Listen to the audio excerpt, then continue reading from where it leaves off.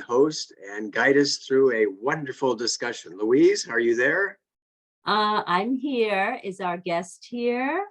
Yes, he is. Okay, Saurabh, I don't see him. Well, good evening, everyone. And first, I'd like to say welcome back to Brother Eric, who was out of the country for quite a few weeks. And we've certainly missed you, Brother Eric, and good to see you again this afternoon and this morning. So, hi, everybody. Welcome to our Thursday Night Insight session. We have a lovely guest for you this evening, but before I introduce him, I would like to introduce the topic. So we have a brand new month, and the theme for this month is being colored by spirituality.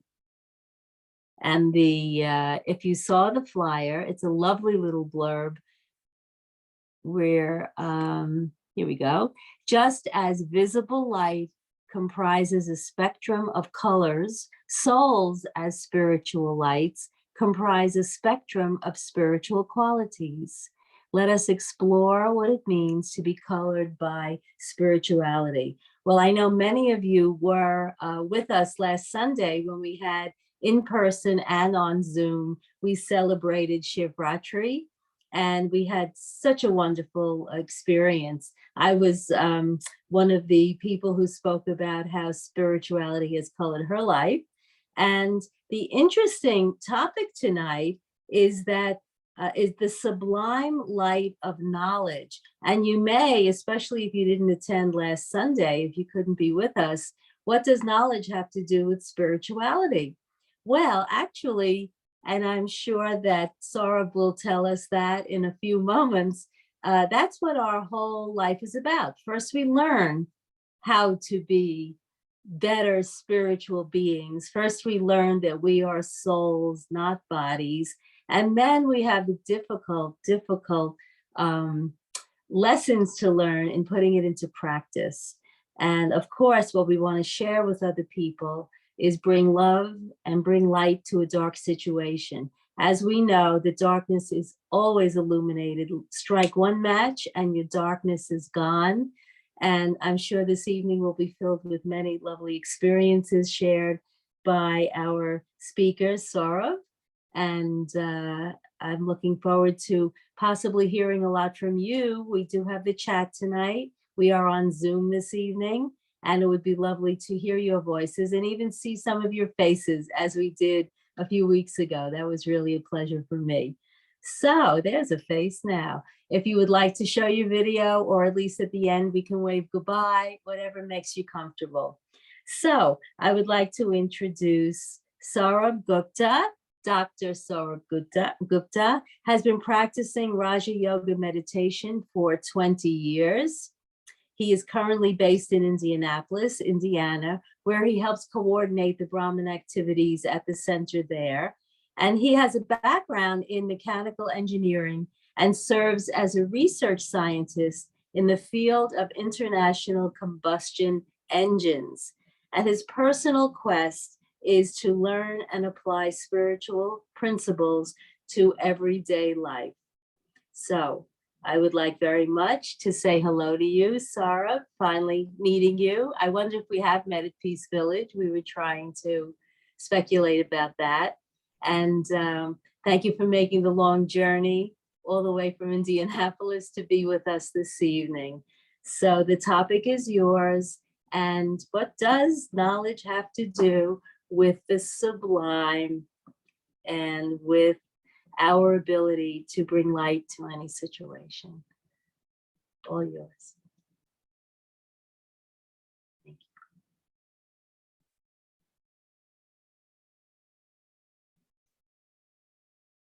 you. Saurabh, you're going to have to unmute yourself. We can't hear you. Saurabh, you need to unmute.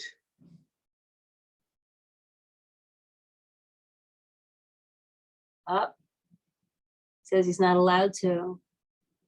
Hold on. Okay.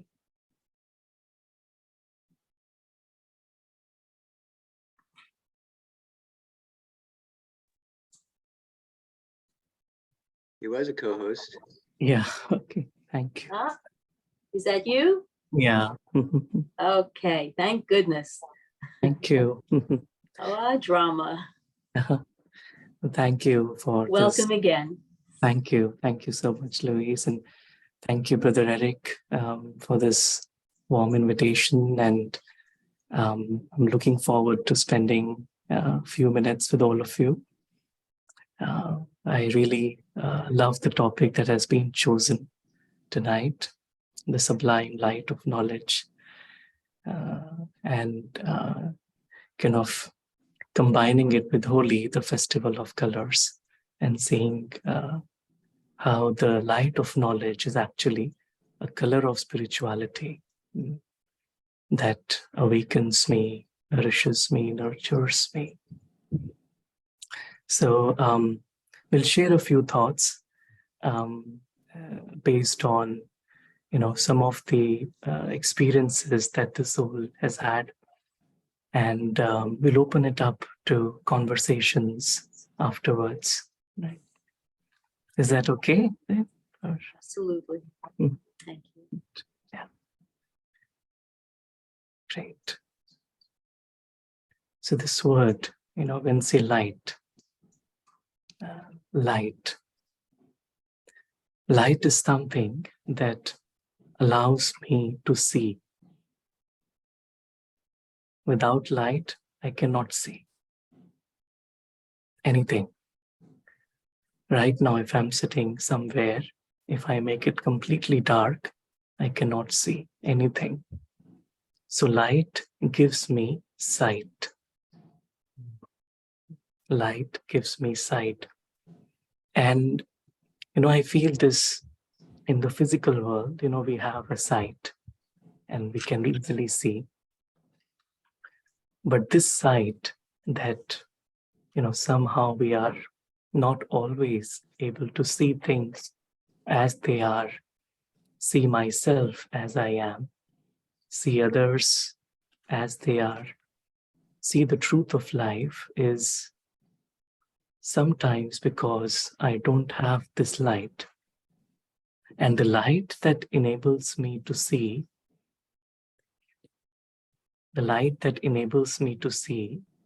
is the light of knowledge.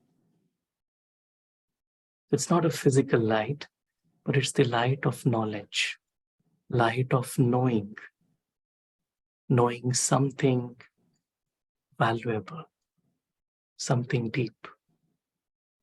And for me, I felt it's like this true knowledge is when I can see what God is seeing in this moment. Like right now, how does God see? To feel what God is feeling. To experience what God is experiencing. And so I feel the light of knowledge allows me to live a life as if I'm colored by the company of the divine. So I'm constantly able to maintain the perspective of the divine without effort, but in a natural way. It's like I'm not forcing myself to be spiritual, but naturally I am a spirit. Now, the other day we were discussing, am I spiritual or am I a spirit? I'm a spirit. If I'm a spirit, if I'm in that awareness naturally, then naturally my actions are filled with spirituality.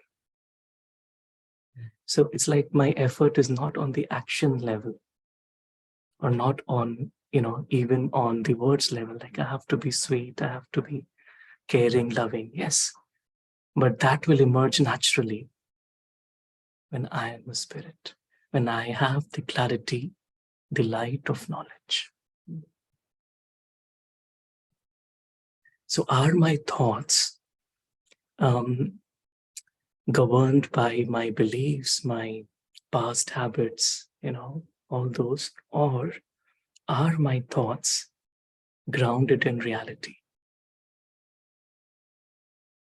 If my thoughts are grounded in past beliefs and my past conceptions and perceptions about things and people versus my thoughts grounded in reality.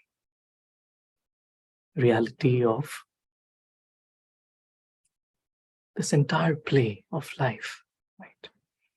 The reality that I'm a spiritual being. I'm here as a guest. I'm playing my role. This reality, not just a point of knowledge, but the light of knowledge. Like living in that clarity. So knowledge is not just a point that I remember. Okay, I remember this point. I remember this point. Yes. But that remembrance of the point automatically comes when I stay in the light of knowledge, clarity of knowledge.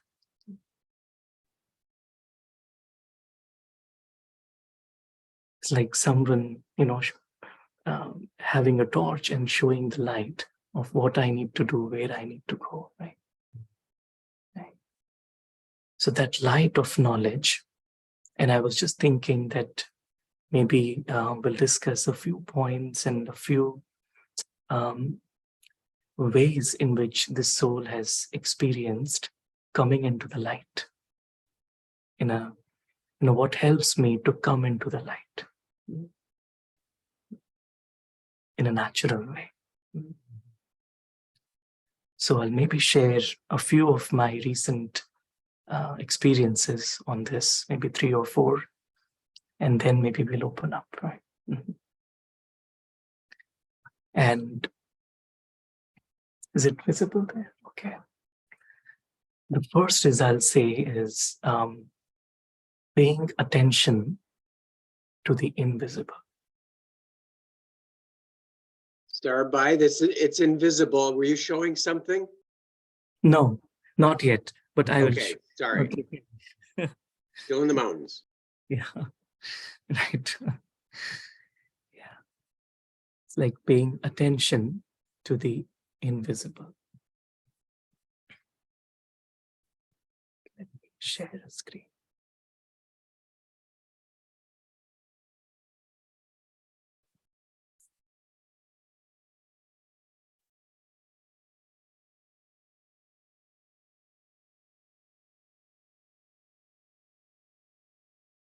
I pay attention to the invisible.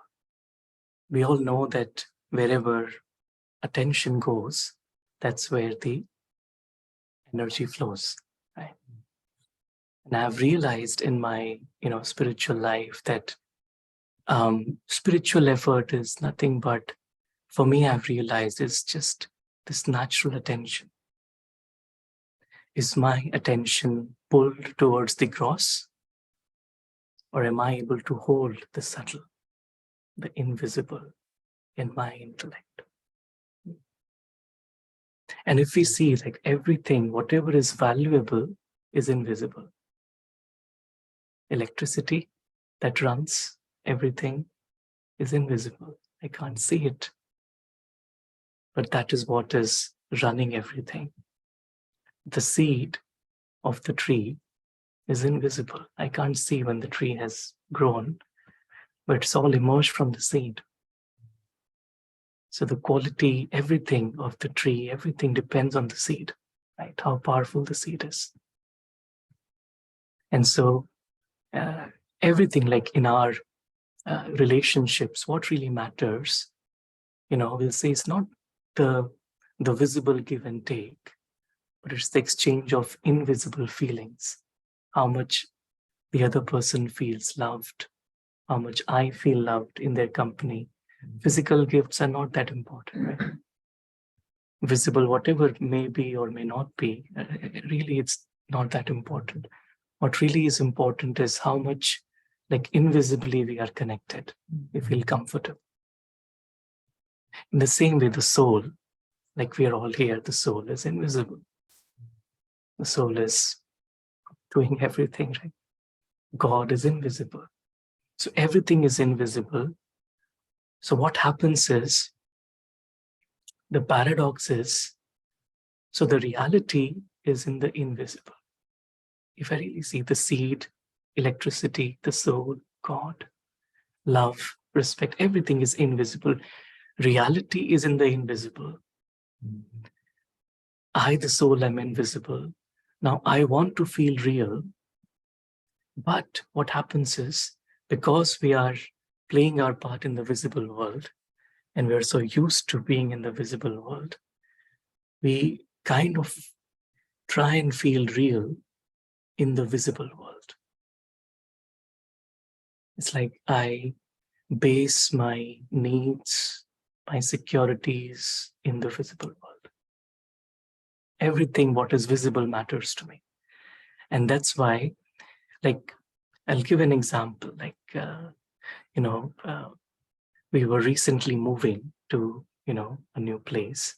And it's like we moved to a new center, like a new place, service place of, Brahma Kumaris. And Brother Eric actually helped a lot behind the scenes. So I was just noticing, like, because there were so many things, right? Do we have to move? Is it a good time? And we all are, privy to that. Because it was not just moving, it's like, a whole new phase for the entire family. And I was constantly noticing that whenever my thoughts would, whenever my attention would go more to the visible, because the visible world is uncertain. The visible world is where the only thing real is change. Everything will constantly change. So if I pay attention only to the visible, then I would get stressed out at times. I would feel that, oh, maybe, this is, should we move? Should we not move? Is it the right time? Is it not the right time? Like, so many things will be like making my mind go in like a whirlpool at times. And then when I realized, no, I just have to pay attention to the invisible. There is this invisible energy, God, and this invisible energy, drama, that are actually planning something. I just need to be a witness and see how it is emerging. And that paying attention to that, whilst obviously being busy in the visible, but just paying attention, okay, this happened, how that plan materialized, how drama materialized. It's like that really allowed me to stay in the clarity and not lose the perspective of why in the first place we actually wanted to move. So that allowed me to stay in the light of knowledge, paying attention to the invisible. So it says, change the invisible and the visible will follow. Change the invisible and the visible will follow. Many times we plan for a lot of events and things, right? A lot of times things are uncertain. Who will come, who will not come, how will it happen, right? So many things are there, and these are all uncertain. And I've felt that whenever I think too much about the visible, then I've lost the plot. But the more my emphasis, if I'm able to maintain on the invisible, that this event is happening so that souls can come experience happiness. That's the intention. So even whilst doing the basic things, washing dishes or, sharing something or organizing, whatever. But if my intention is that the invisible, I've held on to it. The invisible, the intention is that everyone should come and experience, have a good time. That's it. And I felt then the visible automatically materializes. It's like someone was sharing that God is the CEO and drama is the managing director. And I really like this, idea. God is the CEO and drama is the managing director. Means if my attention is on the invisible God, right, then drama all automatically manages itself. Like I don't have to give too much importance to the drama. If I do that, then I've made something small into big. And suddenly I feel lost in that expansion. Then I've lost the clarity of thought. And that light has suddenly turned off, right? So that's what I feel. Knowledge is just to pay attention to the invisible.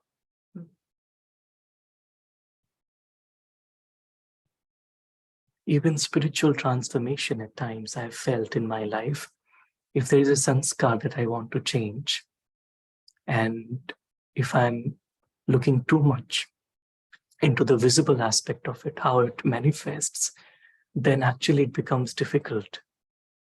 But if I'm just working on the invisible, it's like this sanskar has been created out of my insecurity. Maybe, if I have identified it, and if I've just focused on the invisible that makes me secure, right? In that moment, when the sanskar is about to, right, get manifested, then it's as if it becomes very easy to transform the sanskar also. So paying attention to the invisible. So that's one of the ways that has helped me in my spiritual journey.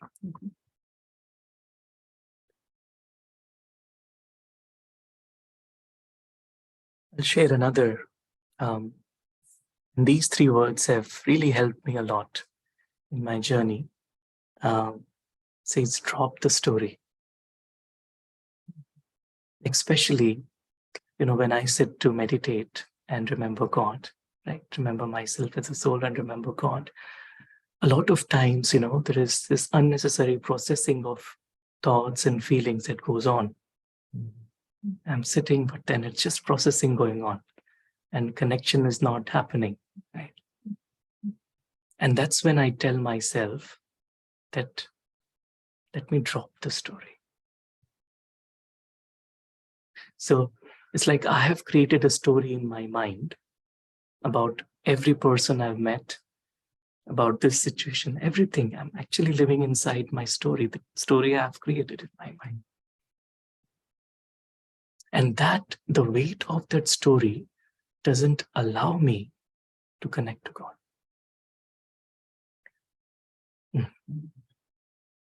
The weight of that story doesn't allow me to experience the presence of the divine. Doesn't allow me to experience what the divine actually wants to make me experience. It's as if I'm closed.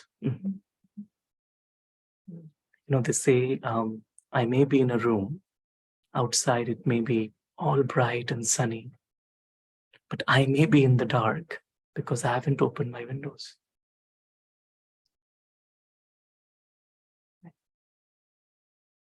So I may still be just living inside my little story, but when I drop the story,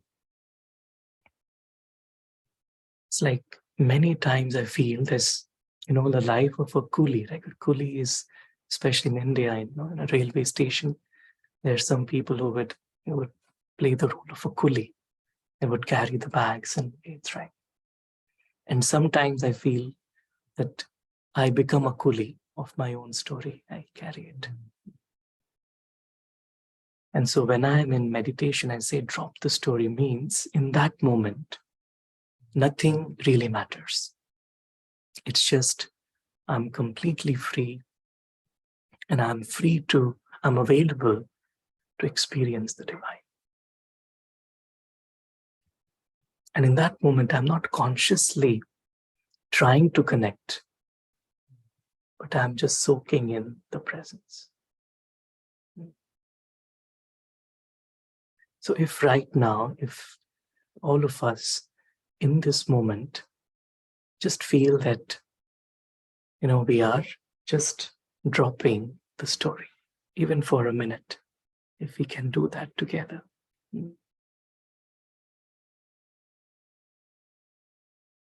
This moment, if we are able to drop whatever happened, the baggage of the past or whatever I may be processing, let me just drop.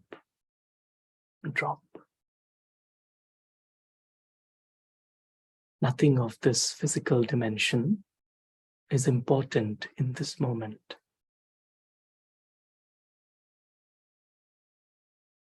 And let me just become available to the presence of the supreme light in my life.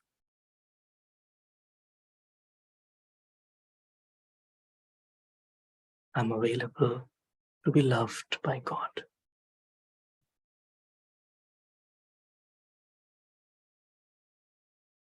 I'm available to be held in the silence of God's love.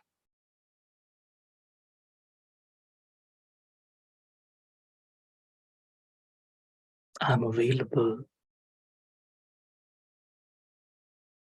to experience what God is experiencing in this moment.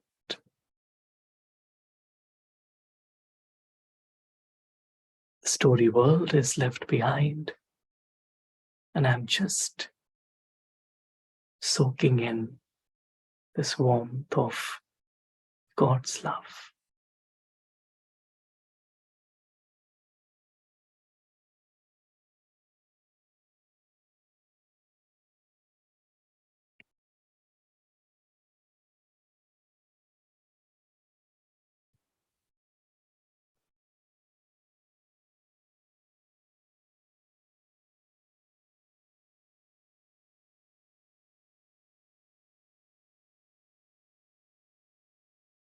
A lot of times I've felt like it has allowed me to just very easily experience God.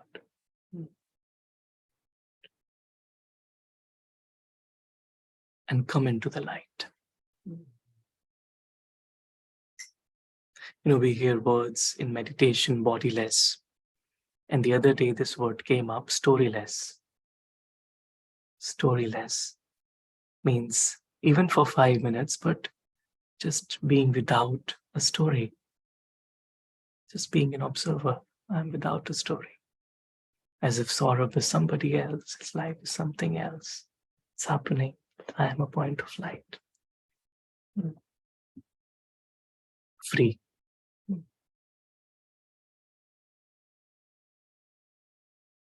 I'm sure all of you must have heard that story, right? That a teacher held a glass of water in his hand, and he asked his students, how heavy is it? He said, maybe 1 pound, 2 pounds. Is it very heavy? No, it's light. Okay. So he gave the glass of water to one of his students. And then he said, is it heavy? He said, no, it's light. Okay, now hold for 5 minutes. That 5 minutes? And yes. So 5 minutes he held. Now is it light? Yes, still okay. So now the teacher says, can you hold it for 1 hour? Will it be light? He said, no. How about a day? Will it be light? No, I will start feeling cramps in my muscles, right? So the teacher said, it's like same thing. I tend to hold on to things and make them heavy. The thing or the matter is not heavy, but because I'm holding on to it, I'm making it heavy by thinking about it now. So if I can drop it, it's just a thing, it happened. And suddenly a fresh perspective emerges. So problem is no longer a problem. It's just, okay, this is something, this, I'll do this, and certainly like a wave of clarity emerges. A lot of time it happens, right, at work. I think we have all experienced, and especially in research, it happens. I would try to solve a problem, and I'll be so problem conscious that I wouldn't be able to solve it. But if I just relax, have a good sleep, just take it easy, and then suddenly a fresh perspective comes out. This is how it will. So to drop the story is something I've felt has helped me a lot in my journey.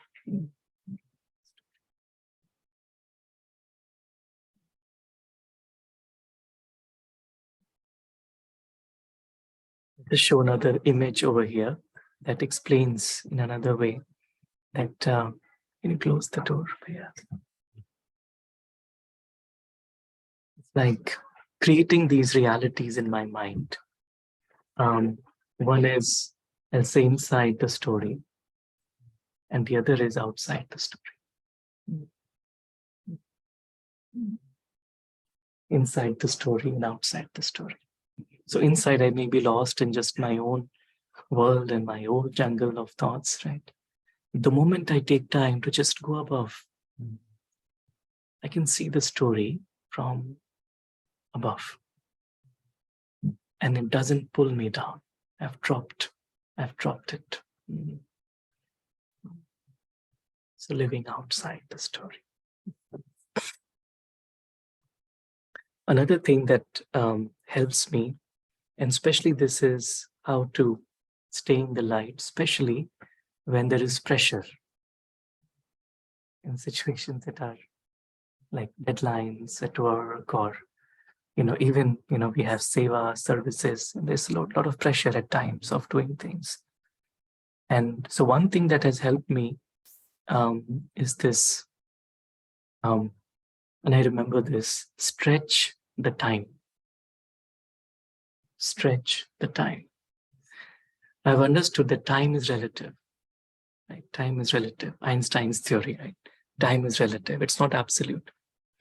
So I can stretch the time in my mind. And so I used to experiment with this. Suppose I have 2 days left for my examination. So I'll say, Saurabh, you have 48 hours, a lot of time. Of course, it is 48 hours, right? But the number 2 is so small, and number 48 is actually, it gives me little space to relax, right? So I'll just stretch the time, let's say 48 hours.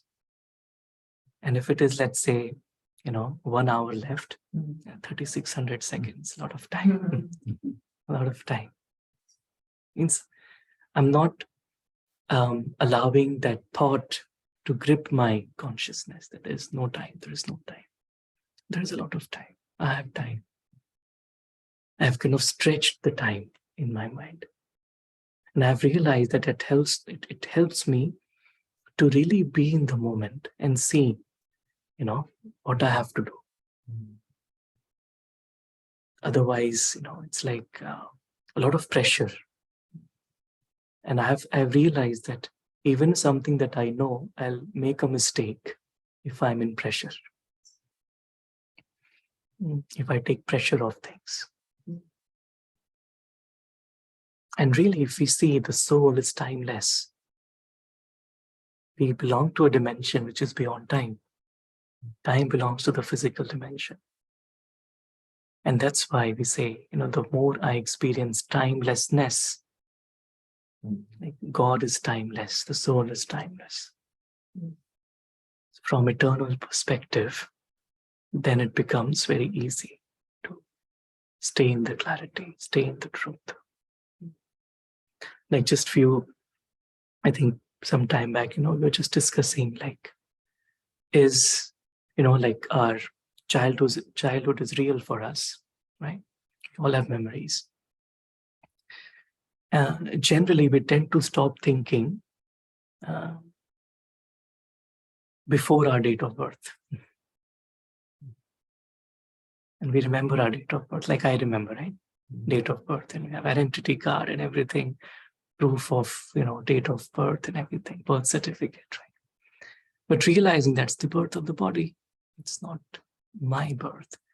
If I can see myself before this body, and if I can see myself after this body, it's like I'm not bound by, this time. Whatever, 60, 70, 80 years, I'm not just bound by. My existence is much more than that.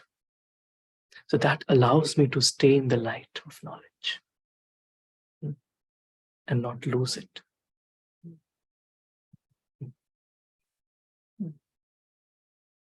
Because then I can easily become time conscious.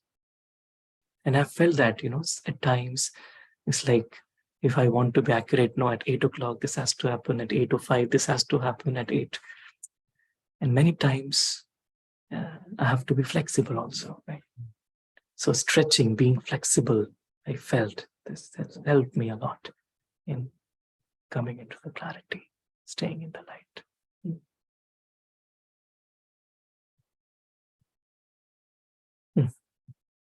I'll share maybe one more, and then we so open up to other, everyone's thoughts. And this is another one that I've felt has helped me a lot, staying in the clarity. Yeah. So dot and Not. not. It's like applying dot and not. We say it's dot thinking and not thinking. Dot thinking and not thinking. It's like the ability to zoom out and then zoom in back, right? It's like applying a dot, and we just were discussing, about this, putting a full stop, not half stop, not semi-stop, but full stop, a dot. Things have happened, dot. And that allows me to not go into expansion. Sometimes we also call it binary thinking. Binary. Binary is so important, right? We're all connected. Electromagnetic waves, internet, it's all binary at the end of it. So 0 and 1. So binary thinking, I can easily stay in the 0. I'm a 0, mine is 1. And everything else, everything else is expansion. Whatever happens is good. Right is right, wrong is right. All is good.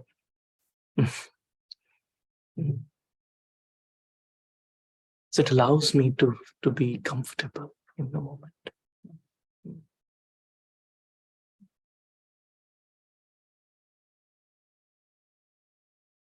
Otherwise, the expansion takes the mind into illusion.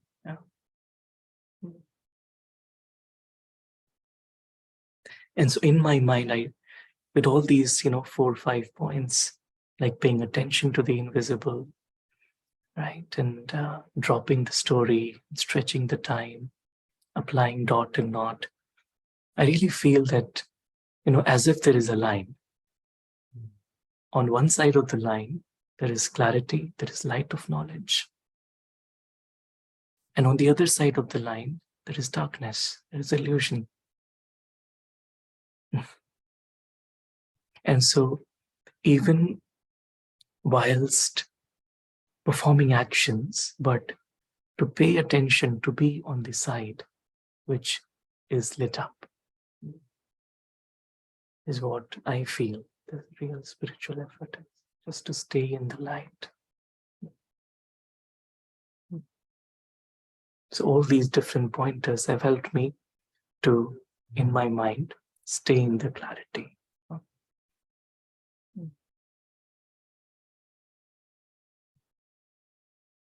And it's very easy to come into illusion also. The moment I've stepped outside the line, right, and then, after some time, I see myself in the grip of all the waste and negative feelings. Like if I give permission with little bit, then it's like illusion is waiting to snatch me completely.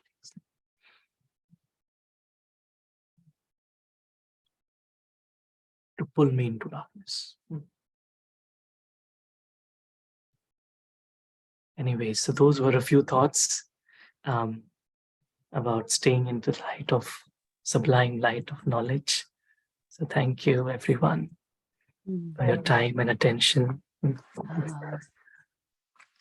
Thank you so much, Saurabh. This is very, very deep and very, very interesting. What an incredible half hour or so. Brother Eric, can we unmute people so they can speak directly this evening? I think Saurabh would like that. What do you think? Okay. So anyone who would like to speak, just raise your virtual hand. Is that how we're going to do it? I know that Carol wrote me a lengthy comment. I don't know if you can see it, Saurabh. Are you able to see it? I think it's just addressed to me. I could read it. Or Carol, you want to get on and speak it? If I'm not putting too much pressure on you. No, you're not putting pressure on me. Hi. How are you? I was listening to your beautiful, beautiful discourse. And then some comments came into my mind. And I'll just read it. Human beings have 3 eyes. 2 eyes that see their surroundings on earth. And the 3rd eye, the spiritual eye, that allows humans to see without electricity, candle, or sunlight. It is the eye that can visualize the intangible. It allows seeing and feeling the spiritual in another dimension outside of the he said, she said surroundings. And then I ask you, would you agree? But then I go on. That 3rd eye helps to escape from the darkness that enters everyday life. The 2 seeing eyes are also essential to resist in today's turmoil and darkness. Balance between the spiritual eye and the earthly eyes is important. So I ask you again, would you agree? Beautiful. And I really like the way you've summarized and put it. Yeah, beautiful. Mhm. So the question was like the balance, right? You said. Yeah. Mhm. The whole point of being a point is to be in balance. Right? Mhm. Life is lived in balance. That's what I feel. The life of, a yogi life or a spiritual life is a life of paradoxes. Right? You have to be in silence, but you also have to, enjoy and, yeah. So both are needed. And that's where I felt like if my attention is on the invisible, then I'm able to do everything outside without getting attached to it. And so I'm easily able to remain balanced. And when I'm in balance, it's like driving a car on a highway. I'm not doing much. I'm just sitting and enjoying. Car is automatically, right? I don't have to do much, right? When I'm driving, just cruise control and off it goes. Right? Yeah. Oh. Mhm. Mhm. Yeah. Beautiful. Thank you. Thank you. Mhm. Okay. So, anyone else who would like to speak or enter something in chat? While we're waiting, I just want to say that I noticed that a running theme from the very beginning of the hour has been this idea of living in our stories and living in that world that we've created or have had created for us as children. And you said so many beautiful things that to be storyless is very, very difficult when we're with people who keep wanting to drag us into the drama. How do we stay detached and as an observer when people believe love is, if you love me, you will be as dramatic as I am and suffer with me or feel the way culture says we're supposed to feel in that moment? Mhm. Yeah, it's hard. And we have people who come here every week looking for that kind of peace. And the idea of putting a full stop on a thought is something I learned here and that is very beneficial to me. But I was just wondering if you could shed any Sure. other light, on that. Yeah. And I really, the word story is very interesting for me, I feel, because we all like to watch a story. A movie is a story, right? Listening to others' experience, everything is like a story. But it's like When I say it is a story, I have differentiated my reality and the story. It is story, means it has a beginning, middle, end. It is scripted. I don't need to think too much. I just enjoy it. Versus reality, where I live. And so storyless, it's like an actor, right? An actor may be playing the role of a beggar. But inside the mind, he knows he's a prince, right? He is a big building, and as soon as the director says cut, off he goes, right? So storyless, it's like, although I'm part of the story and, others are there and I have to be with everyone, but internally, even whilst, being with others, of course, handling all my jobs and responsibilities, but internally kind of having that sense of detachment. Mhm. What, I don't want to interrupt you. Are you pausing? Are you? Yeah. What I'm Because that's wondering, how much of us, how much do our stories rule our lives and our emotions? For example, if we learn at a very young age that I'm not worthy of God's love, if I had a punishing God who's looking for my sins or whatever, devotional idea, children, how do we heal from that so that we can do all the wonderful things you're suggesting? A small question. That's very And again, I felt like if I look at any belief I've had, which is fine, no belief is right or wrong. It's just a belief. If I just look at it from the eye of knowledge, the clarity, the light of knowledge, I think that's what enables me to be detached from it. Like, for example, this, like, I'm not worthy of God's love. If I just take this sentence, I am not worthy of God's love. The two words are I am. And of course, the soul is God's child. Soul is God's child, so God loves the soul, right? There's no question about it. Only when I don't feel I'm a soul, I feel I'm lost in the story of Saurabh, and Saurabh has done mistakes and, he's been harsh to someone or he's not pure enough, right? Then I feel, oh, God doesn't love me. But then it's not that, right? Staying in the light of knowledge, I am a soul. And of course, God loves me. There's no question about it. It's like if I look at any belief and see it from the light of knowledge, I can easily feel liberated from it. Yeah.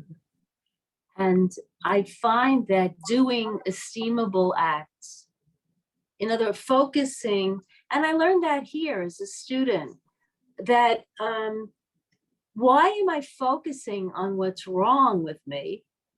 Why am I trying to fix that? To me, the quickest fix is to really, with the knowledge, push someone else to change their mood into a loving, peaceful mood, using my power to do that. And,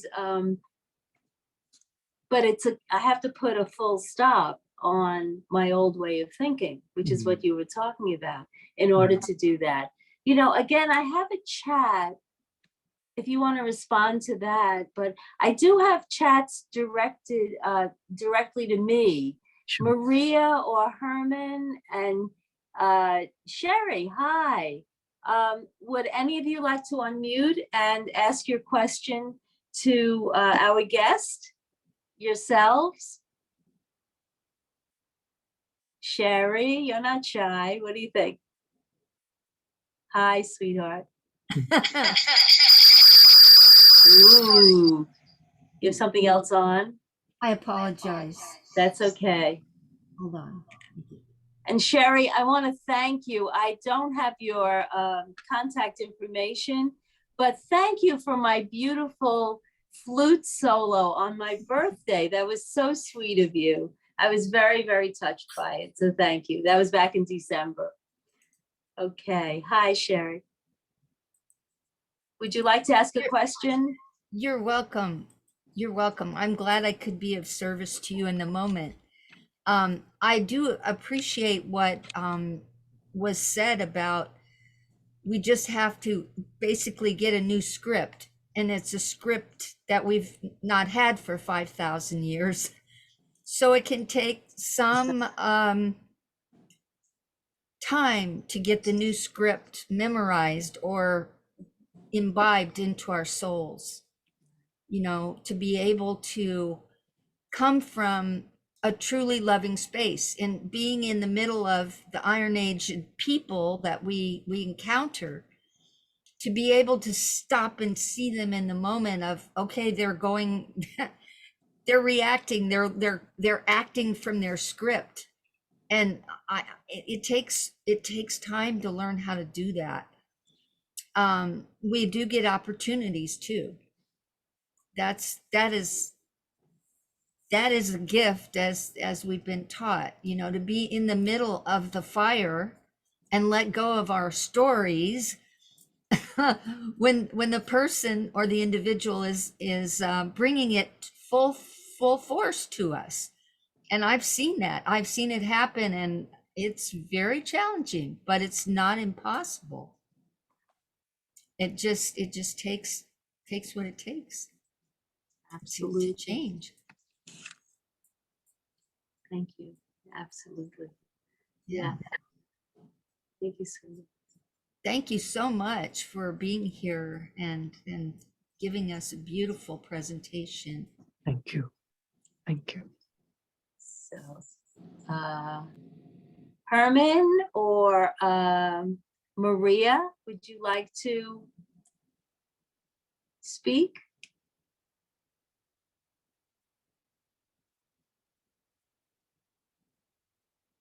Hi, Maria.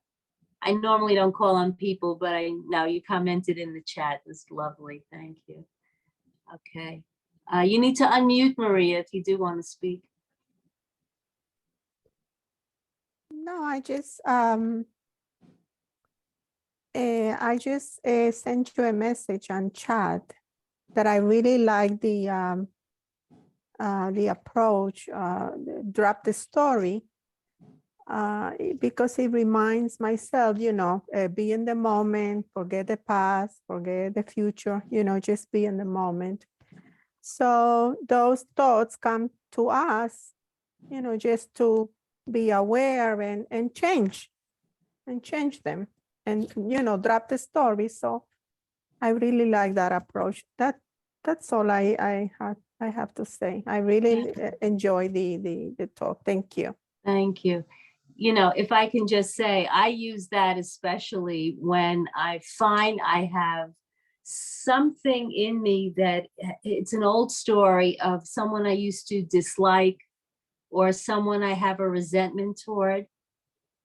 And I find that I can easily, instantly, at least in that moment when the person walks in the room, and I just put a full stop on the old story and I see the person as a soul. And I have to be patient with myself too, because it may not be long lasting, but it certainly serves in the moment. And then it's amazing how they will pick up on my vibration, right? Yeah. So these are very valuable tools. Yeah. Anyone else? Okay. I don't know. Are we still able to speak? Yes. Yes. Okay. Om Shanti. Thank you so much. Hi, Very Jane. powerful. Very powerful. Thank you so much. Real gifts and treasures to each of us in terms of where each of us are at. And I thank you for bringing so much light and really a clarity in terms of knowledge, how we go. And thank you to all of you who shared. That was really lovely and beautiful. To how that idea of what illusion and reality is such, especially sharing knowledge that we're so fortunate to receive here is first, the first lesson, as I say in the last lesson, is I am a soul, and then connect to the divine.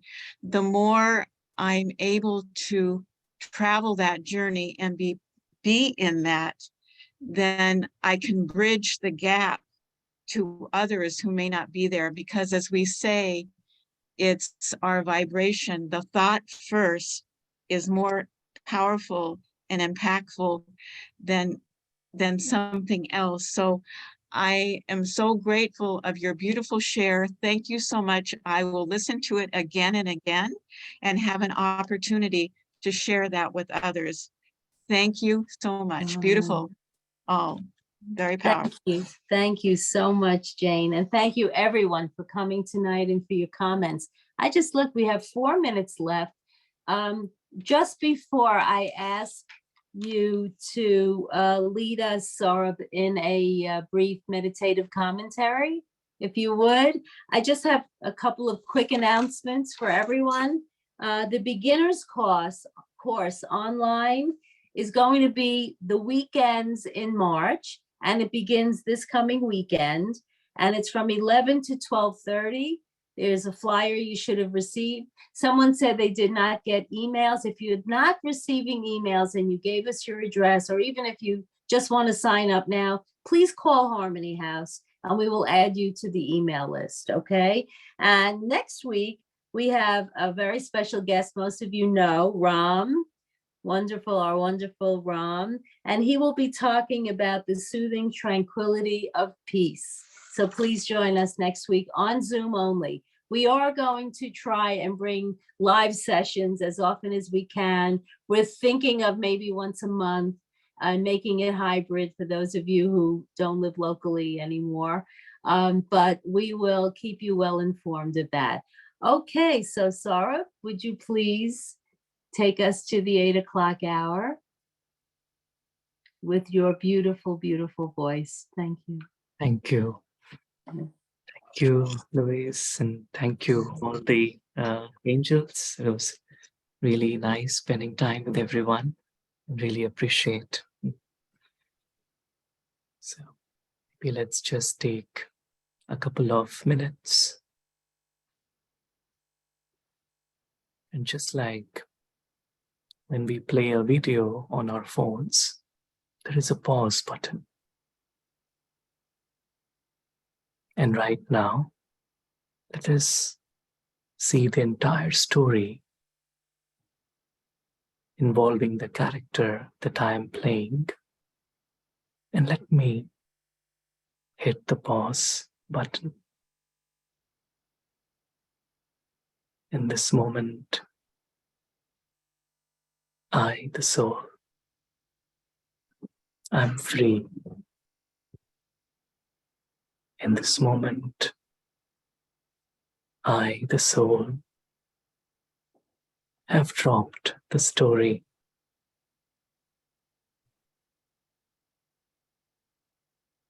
And I experience being in my home of light with my eternal companion, the divine. The only story that really matters to me is the love story between the soul and God. This is the time for me to experience it, to get lost in God's love is complete knowledge.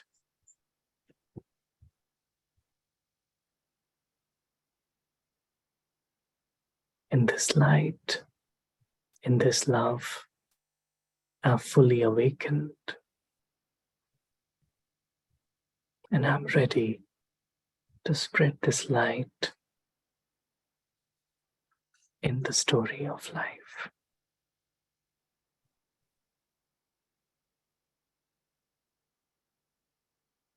Om Shanti. Thank you. Om Shanti. Thank you. Everything important is invisible, and you have given us such a beautiful view, a window into the truth this evening. Thank you so much for coming to us. Thank you. My pleasure. Thank you all for coming. And Brother Eric, good to see you again. Om Shanti. Thank you, Saurabh. I appreciate it. And Thank you. always Louise. So next week we'll have another speaker. And even though this was the best one we've had, that one might be even better. Thank you all. Very beautiful. That will be Om much better. Shanti. Thank Good you. night. Good night. Om Shanti, everyone. Thank you. Om Shanti. That was amazing. Let's see some faces. Come on, guys. Let's see. Anybody want to say goodbye and wave? There we go. Thank you. Great to see some of Bye. you. Thank you. It Thank was you awesome. all. Om Thank you for your Shanti. service. Shanti. Thank you. Thank you. Shanti. Have a beautiful week, everyone. Shanti.